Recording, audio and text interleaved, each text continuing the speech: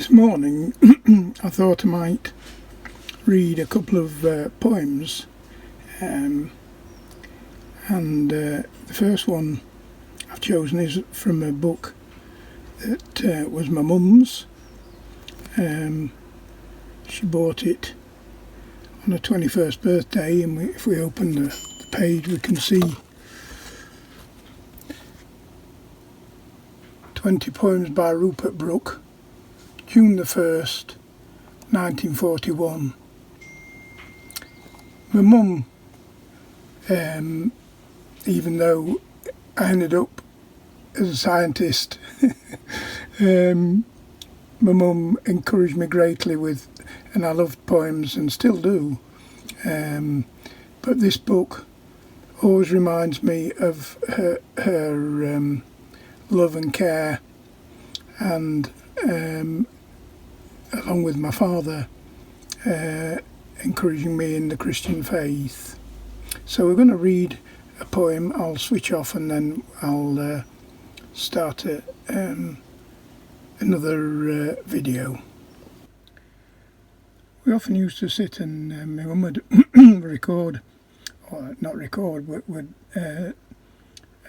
recite the poems.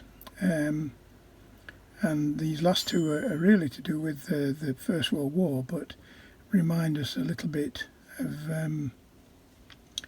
what situation we are in now. So the first one is called The Dead. These hearts are woven of human joys and cares, washed marvellously with sorrow, swift to mirth. The years have given them kindness, dawn was theirs, and sunset and the colours of earth. These had seen movement and heard music, known slumber and waking, loved, gone proudly friended, felt the quick stir of wonder, sat alone, touched flowers and furs and cheeks. All this is ended. There are waters blown by changing winds to laughter, and lit by rich skies all day, and after frost, with a gesture, stays the waves that dance, and wandering loveliness. He lives a white, unbroken glory, a gathered radiance, a width, a shining peace, under the night. The second poem, called The Soldier, is known by many people, no doubt, or have heard of it in the past. Both my grandparents were soldiers in the First World War, but I also think that this today could remind us of the wonderful work of all the carers in the country who are giving up their time and energy to make England what it was before the start of coronavirus, as well as the poem being absolutely beautiful, and reminds me both of my two grandparents. The Soldier. If I should die, think only this of me, that there's some corner of a foreign field that is forever England. There shall be in that rich earth a richer dust concealed, a dust whom England bore, shaped, made aware. Gave once her flowers to love, her ways to roam, a body of England's breathing air, washed by rivers, blessed by sons of home. And think, this heart all evil shed away, a pulse in the eternal mind no less gives somewhere back the thoughts by England given. Her sights and sounds, dreams happy as her day, and laughter, learnt of friends, and gentleness, in hearts at peace, under an English heaven. And finally, not to miss out my father, he too loved poetry, and this poem Hiawatha, or Hiawatha's Fasting,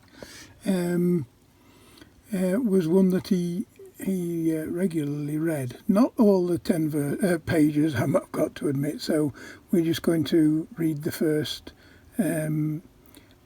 page in here. But in actual fact, it tells quite a lot of what's going on today as well.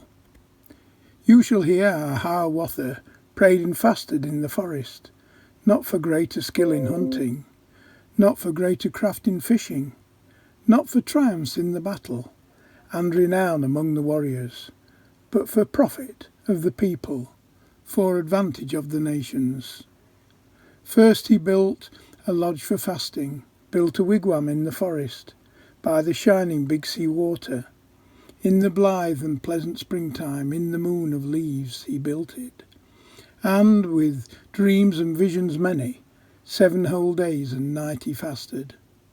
On the first day of his fasting, through the leafy woods he wandered, saw the deer start from the thicket, saw the rabbit in his burrow, heard the pheasant ben a drumming, heard the squirrel Hiawatha rattling in his hoard of acorns, saw the pigeons, the omem, building nests among the pine trees, and in flocks the wild goose wawa flying to the fenland northwards, whirring, wailing far above him.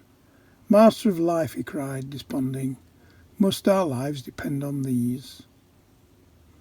And I think certainly over the last 3 or 4 weeks, when I've been out most days for a walk, and seen the rabbit and the squirrel and the birds and heard the peace.